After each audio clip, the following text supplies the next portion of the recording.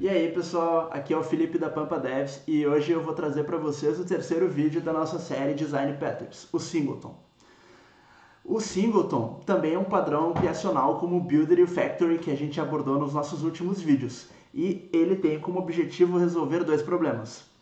O primeiro é garantir que um objeto tenha apenas uma única instância em todo o sistema, ou seja, independente de onde tu acessar esse objeto, ele vai ser sempre o mesmo. E segundo problema que ele resolve é providenciar um ponto de acesso global para aquela instância. Então, seja na sua classe domain, seja na sua API, seja no seu banco de dados, tu vai conseguir acessar essa instância, certo? Por resolver dois problemas de uma única vez, ele acaba violando o princípio da responsabilidade única do Solid, que prega que uma classe deve ter somente uma única responsabilidade, certo? E então, quando é que a gente deve usar o singleton que viola essa responsabilidade? Cara, existem pouquíssimas razões para a gente utilizar um singleton. A maioria delas é uma falha na arquitetura do seu projeto. E quando não é uma falha, tu ainda tem que verificar se ela atende os seguintes três requisitos. Primeiro, ela controla acesso simultâneo a um recurso compartilhado, ok? O segundo, ela tem que poder providenciar acesso a esse recurso em qualquer parte do sistema. E o terceiro, a gente só pode ter um objeto que acessa esse recurso, tá? Então eu preparei aqui uma classe, que ela não é um singleton, vou mostrar ela para vocês. O SoundPathProvider, ok? Ele tem um recurso, que é o nosso dicionário Sounds, tá? Que ele vai armazenar um som, por exemplo, Foo Fighters, e o diretório desse som, por exemplo, documents/sounds, Foo Fighters.mp3, enfim, ok? Ele tem um add para adicionar um novo som, ele tem um getPath para pegar o caminho do som, se ele não achar nada ele retorna um empty, e ele tem um sound count que torna o número de sons nesse dicionário, certo? Além disso, eu também fiz alguns testes, certo? Que verificam as condições para essa classe se tornar um singleton estão sendo atendidas. Que no caso, se eu acessar, se eu tiver uma instância A e uma B de SoundPathProvider, elas têm que ser iguais. Se eu adicionar um som na instância A ou na instância B, o total de sons tem que ser 2. E se eu executar 100 threads diferentes, em cada thread eu criar uma instância e adicionar um som novo nessa instância, todas essas 100 instâncias têm que ser a mesma instância e eu tenho que ter 100 sons criados em nosso recurso, ok? Aqui no meu Test Explorer vocês podem ver que todos esses testes falharam, porque nossa classe não atende nenhum dos requisitos. E o nosso objetivo aqui então vai ser tornar essa nossa classe em um singleton. Beleza? Vamos lá então. Primeira coisa, um singleton ele tem que ter um construtor privado, porque a gente não vai poder ficar criando esse SoundPathProvider em qualquer lugar do código. A gente tem que ter um lugar que cria e providencia o acesso a todo o resto do código. Então a minha primeira alteração é tornar o construtor privado. Agora a gente vai criar o singleton em si. A gente vai ter uma função, uma propriedade estática do mesmo tipo de SoundPathProvider, que vai se chamar instance. E a gente vai ter uma propriedade estática SoundPathProvider pública instance, ok? Só que nela, no get, a gente vai verificar se o instance ele é nulo. Se ele for nulo, a gente vai chamar o construtor, que a gente só pode chamar de dentro da classe porque ela é privada.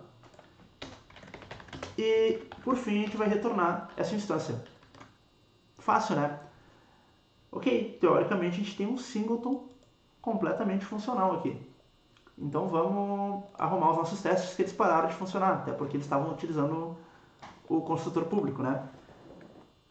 Eu vou substituir então, agora como a gente tem a nossa propriedade instância estática, todos os lugares que utilizavam os construtores por esse acesso, ok? Então, tipo, como vocês podem ver, tipo, em qualquer lugar do código eu vou poder chamar esse nosso instance, que vai retornar a mesma instância para todo o código. Ok? Eu vou mandar rodar os testes, vamos ver o que acontece. Todos vão passar?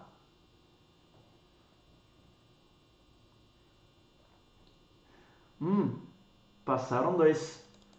Ó, passou quando eu adiciono um som na instância A e um som na instância B. A instância A tem 2 sons, porque a instância A é a B, né? E a instância A, quando comparada à instância B, elas são iguais. Porém, o terceiro falhou. Mas por que ele falhou? Olha só. Era para eu adicionar 100 sons em 100 threads diferentes. Porém, a gente só tem 91 sons. O assert true aqui do ID, do comparador de ID, né, deu ok. Mas por que a gente só tem 90 sons? Então, a gente criou um singleton síncrono. Para o singleton funcionar em múltiplas threads, a gente tem que limitar alguns acessos ao nosso recurso, que é o dicionário. Vamos à nossa classe então. Primeira coisa, vamos criar um objeto. Eu vou chamar esse objeto de lock. Eu vou já criar ele aqui. Ele vai ser um read only, porque eu não vou alterar o valor dele em momento algum. E logo aqui na criação do meu singleton, eu vou utilizar a propriedade lock, que independente, ela tem que ser estática também, né? Independente de qual thread esteja chamando essa instância, ele vai trancar só para a primeira thread acessar o conteúdo primeiro. Acessar o conteúdo primeiro. E então somente as próximas, somente quando acabar a execução desse bloco de código, as próximas threads conseguirão acessar esse bloco de código, ok? E segundo, eu vou adicionar um lock na propriedade sounds add, porque o que está acontecendo? Por que ele não tinha 91 sounds? Em algum momento pode ser que a referência de sounds estivesse com 10 sons, ok? E daí a thread 15 e 16 foram executadas ao mesmo tempo e adicionaram ao mesmo tempo, e ele só manteve um desses valores, que pode ter sido o da 15.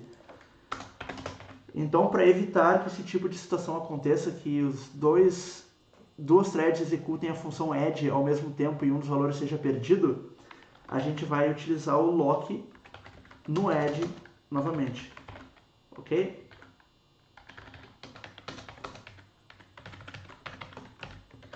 Com isso feito, teoricamente os nossos testes vão passar agora. Vou mandar executar.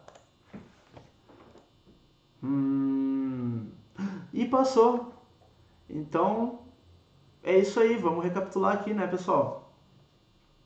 Criamos 100 novas tasks. Adicionamos o ID de todas essas tasks nessa lista de task por ID. Esperamos todas as tasks acabarem. Pegamos a instância do nosso singleton e fazemos o count nesse dicionário. E o count é 100, que era o esperado. Espero que tenham gostado desse padrão. Foi bem rápido e foi bem simples de implementar. E até a próxima, pessoal!